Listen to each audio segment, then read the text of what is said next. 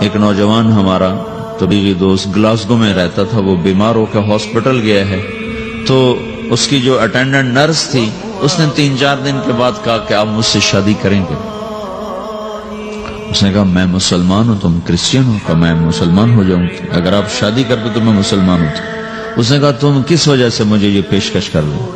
وہ کہنے کہ میں 3 دن سے تمہیں دیکھ رہی ہوں تو کہ تم نے ایک دفعہ بھی نظر اٹھا کے مجھے نہیں دیکھا، میں نرس ہوں، میری زندگی یہاں گزری ہے، میں نے کوئی نوجوان ایسا نہیں دیکھا جو لڑکی کو دیکھ کے نظر جھکا لیتا ہو، میں پہلی دفعہ اپنی زندگی میں کسی کو دیکھ رہی ہوں کہ جب اس کے سامنے میں آتی ہوں تو اس کی نظر جھک جاتی ہے، تو مجھے یقین ہو گیا تیرے اندر سچائی ہے۔ وہ مسلمان ہو گئے، اس نے آگے کتنی بچیوں کو مسلمان کیا۔ پھر اشفاق احمد صاحب مرحوم تھے، یہ ڈرامہ رائٹر، ان سے اچھی سلام دعا تھی میری، تو ایک دن مجھ سے کہنے لگے کہ میں تبلیغ کے کام سے متاثر ہوا ہوں انگلینڈ جا کر، پاکستان میں نہیں انگلینڈ جا کر، تو میں ایڈنبرا میں پارک میں بیٹھا تھا، میری بیوی میرے ساتھ بیٹھی تھی، تو ایک جماعت آئی، انہوں نے آ کر اذان دی مغرب کی اور نماز پڑھی۔ نماز کے بعد 13-14 لڑکیاں بھاگ کے آگے آئیں ان سے بات کرنے کے لیے، تو میں نے بیوی سے کہا آؤ سنو یہ کیا کہنے کہتے ہیں، تو کہا ہم دونوں بھی پہنچے، تو جس نے جماعت کرائی تھی اس کو ایک لڑکی آگے بڑھ کے کہتی آپ کو انگلش آتی؟ کہی آتی ہے۔ کہی آپ نے کیا کیا ہے؟ کہی ہم نے اپنی عبادت کی ہے۔ تو وہ لڑکی کہنے لگی آج تو اتوار نہیں ہے، تو اس نوجوان نے کہا کہ جی ہم دن میں 5 دفعہ کرتے ہیں، صرف اتوار کو نہیں، روزانہ 5 دفعہ۔ وہ لڑکی کہنے لگی یہ تو بہت زیادہ ہے، آپ اس کو کیسے نبھاتے ہیں؟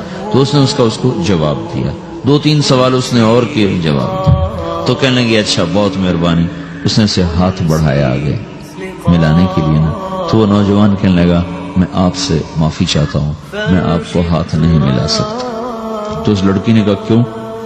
کہ یہ ہاتھ میری بیوی کی امانت ہے اور کسی کو نہیں لگ سکتا۔ تو لڑکی کھڑی تھی، وہ زمین پہ گر گئی، صرف اس بہت وہ زمین پہ گر گئی، کھڑے کھڑے وہ زمین پہ گر گئی، اور وہ بچوں کی طرح رونے لگی پھوٹ پھوٹ کے، اور کہنے لگی وہ لڑکی کتنی خوش قسمت ہے جس کے تم خامد ہو، کاش یورپ کے مرد بھی ایسے ہی ہوتے۔ جس رب نے نفسیات بنائی ہے، وہ اگر کوئی عورت کپڑے اتار دے تو اس کی نفسیات بدل جائے گی، چاہے وہ مغرب میں پیدا ہو چاہے وہ مشرق میں پیدا ہو۔ عورت کی نفسیاتی حیا ہے اور وفا ہے، کسی وفادار کی تلاش ہے، تو وہ اس کو پتہ بھی نہیں ہے کہ مشرق کا حیا کیا ہے، لیکن وہ اس کو اللہ نے عورت بنایا ہے، اس کے اندر کی وہ نہیں مر سکتی چیز۔ کاش یورپ کے مرد بھی ایسے ہوتے۔ اور آنسو پوچھتی ہوئی وہاں سے اٹھ کے چل دی۔ تو اشفاق صاحب مرحوم کہنے لگے میں نے اپنی بیوی سے کہا بانو آج وہ تبلیغ ہوئی ہے کہ لاکھوں کتابیں بھی چھپ جاتی، وہ کام نہ ہوتا جو یہ نوجوان اپنے عمل سے کر لیا۔ تو میرے عزیزو کٹی پتنگ نہ بنو، اپنی کٹی پتنگ کی منزل کوئی نہیں رہتی۔ اللہ اس کے رسول کے ہاتھ میں اپنے ڈور دے کے چلو، اللہ اس کے رسول کی غلامی میں اپنے آپ کو چلاؤ تو اللہ تمہیں بھاگ لگائے، عزت بھی دے گا۔